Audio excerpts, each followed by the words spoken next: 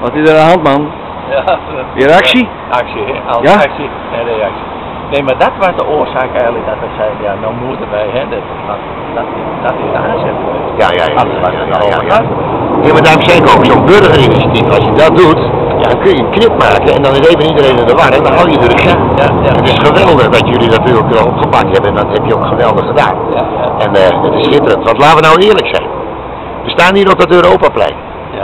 En waarom hebben we nou in Leeuwarden besloten om die haak om Leeuwarden? Waarom hebben we nou besloten, behalve die haak, ook de westelijke ontsluitingsweg?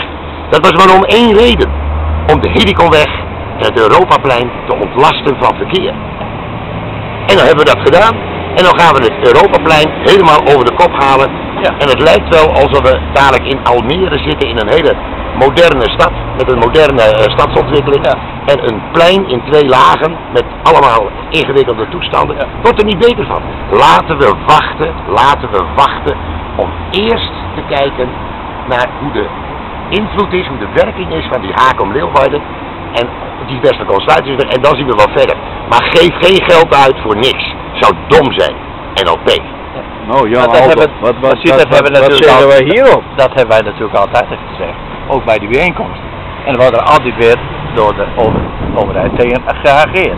Maar nee, dat wordt nog drukker. 99,9% van de mensen die wij hier altijd treffen in het hotel en we hebben het erover, die zeggen allemaal wacht op de haak. Precies. En dat is normaal. Want al die waren die wilden vastwaren van de Vrieshalmen, die komen hier niet meer langs. Maar daar hebben we al geen meer. Ja, precies. Nou ja, maar dat is het. Ja. Ik heb een spandoek op. Die moeten we gaan. Oh, spandoek. Ja, geen tunnels, want dat komt hier weer te aan.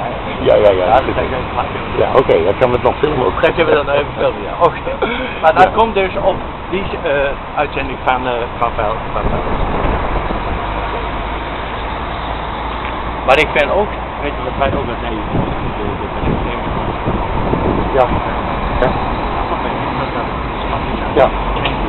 En niet objectief. Nee, het is zo dat Leeuwardenkrant en Frieslandblad, die zitten erbij en hebben dezelfde mening. Ja. En ze moeten een verslag maken van een vergadering en niet hun mening.